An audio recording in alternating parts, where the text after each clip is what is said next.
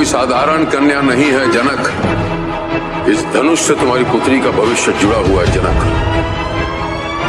ये धनुष निर्धारित करेगा कि भविष्य में सीता का योग्य वर कौन।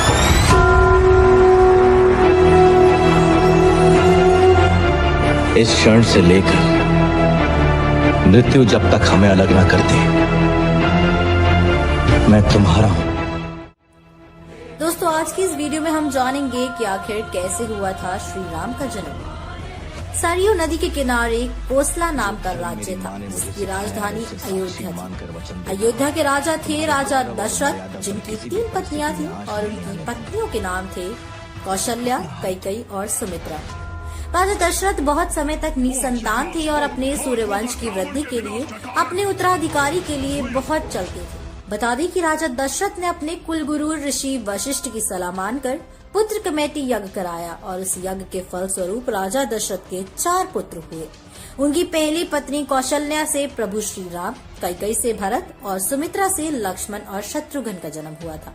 उनके चारों पुत्र दिव्य शक्तियों से परिपूर्ण और यशस्वी थे और उनको राजकुमारों की तरह पाला गया था। उनको शास्त्रों और युद्ध कला की सीख भी दी गई थी।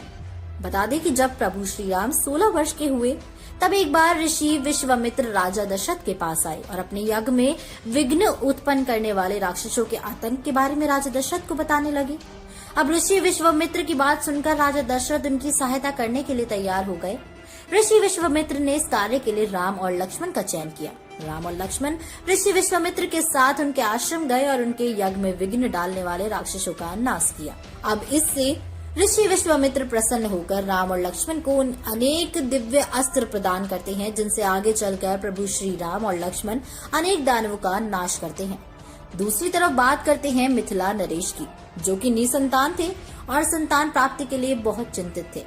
बता दें कि आगे उन्हें गहरे कुंड में एक बच्ची मिली और तब राजा जनक की खुशी का ठिकाना न रहा।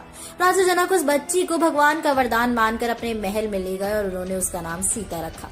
राजा जनक अपनी पुत्री सीता को बहुत अधिक प्रेम करते थे। सीता धीरे धीरे बड़ी हुई। सीता गुण और अद्वितीय सुंदरता से परिपूर्ण थी। जब सीता विवाह योग्य हुई, तब राजा जनक ने अपनी प्रिय पुत्री सीता के लिए उनका स्वयंवर रखा। राजा जनक ने सीता के स्वयंवर में शिव का धनुष उठाने का और उस पर प्रत्यंचा चढ़ाने की शर्त रखी। सीता के गुण और सुंदरता की चर्चा पहले से ही चारों तरफ फैल चुकी थी, तो सीता स्वयंवर की बात सुनकर राजा सीता स्वयंवर में भाग लेने के लिए आने लगे। ऋषि विश्वामित्र भी श्री राम और लक्ष्मण के साथ स्वयंवर में पहुंचे। जब सीता से शादी करने की इच्छा लिए दूर दूर के राजा महाराजा स्वयंवर में एकत्रित हुए, तो स्वयंवर आरंभ हुआ। सारे राजाओं ने शिव धनुष उठाने की कोशिश की, लेकिन उठा नहीं पाए और तब ये देखकर राजा जनक बहुत चिंतित हो गए।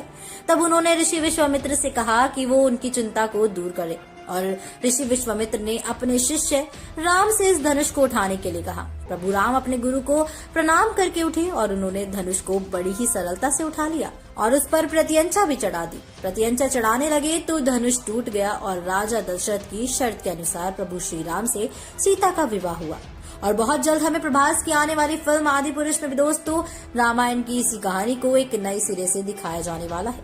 तो क्या लगता है आपको, कैसी होगी ये फिल्म? हमें कमेंट सेक्शन में जरूर बताइएगा। और इसी के साथ मैं अनुष्का त्यागी लेती हूँ आपसे इजाजत। बने रहिए, देखते रहिए बॉलीग्राज स्टूडियोज को। हम फिर हाजिर होंगे एक नई वीडियो के साथ में। हमारे आज के राइटर हैं दिव्यांशु।